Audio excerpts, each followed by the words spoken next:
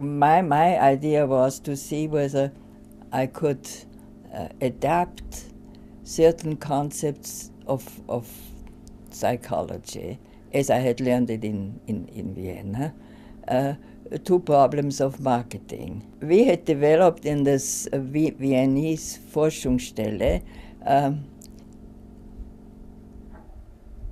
the art of talking to people in terms of why they did.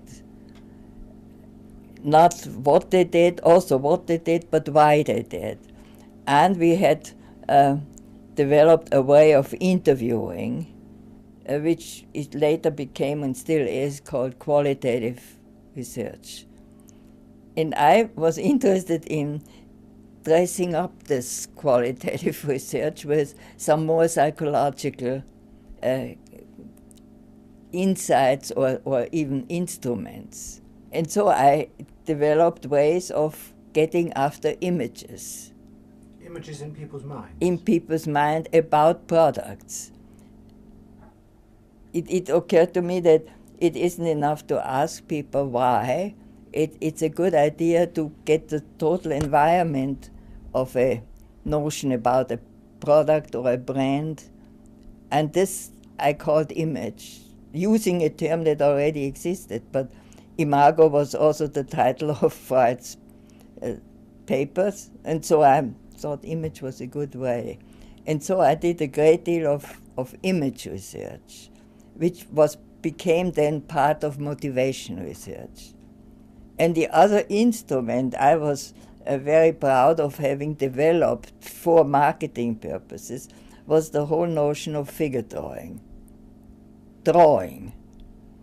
I would ask, for example, one of my first studies was to ask people to draw me a car, which was a study for a car manufacturer.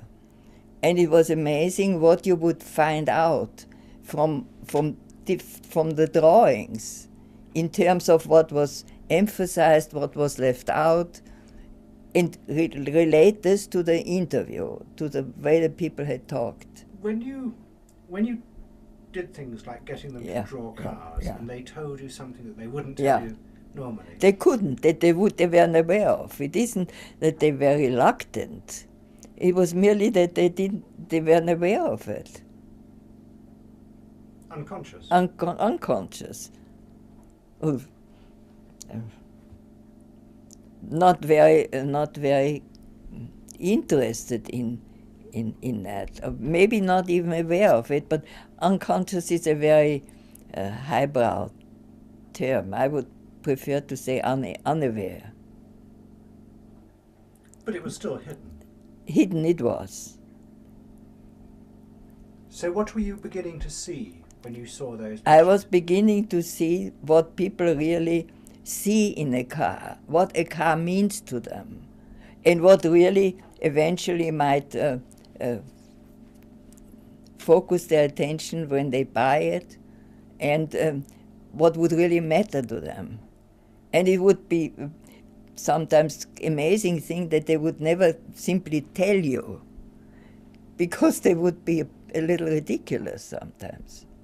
You know, that for example, the way the tire set in the body, nobody would talk about that this is important to him, that he looks at that. But as he was drawing, it became a part of his concept of a car.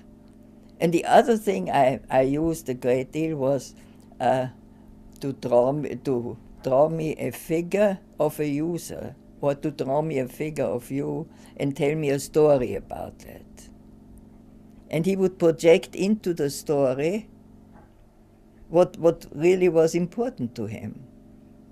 And it was better than asking him a straight question. Why do you like? Because people don't really analyze themselves. You have to help them to express what is on their mind.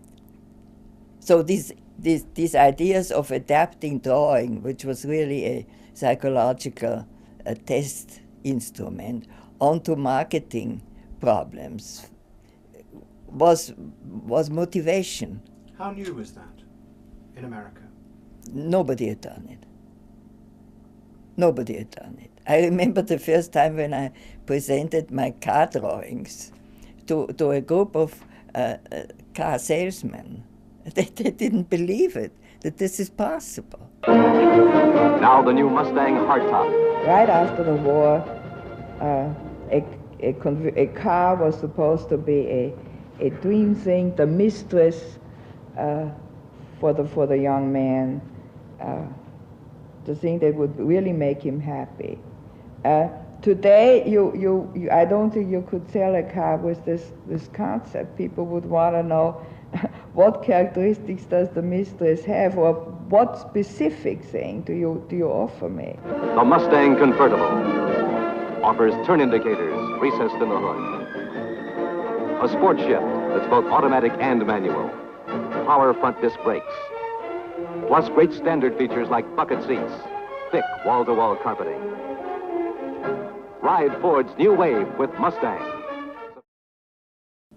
I did cars, I did Coca-Cola drinks, I did Gillette razor blades, I did General Milk diet drinks, I did Swift, bacon. It's so long ago. 30 years ago. Remember what you're asking me? 30 years ago it is. I'm 90 now, almost 90. I'll be 90 in August. Because I was amazed. You see, I had tried it for the first time, more or less. And I was so amazed what the drawings showed. I mean, it was great fun. It was fun for me, it was fun for the people who listened to my story. And I don't really know what happened with it. Why were you amazed? Yeah, because it worked. I didn't know that people have such funny ideas. About products? About products, yeah. I mean, I had them myself. I discovered I also had funny ideas. Funny in the sense of unexpected, not very rational. Feelings? Feelings. Notions. Notions is maybe better because feelings is so emotional. Notions is better.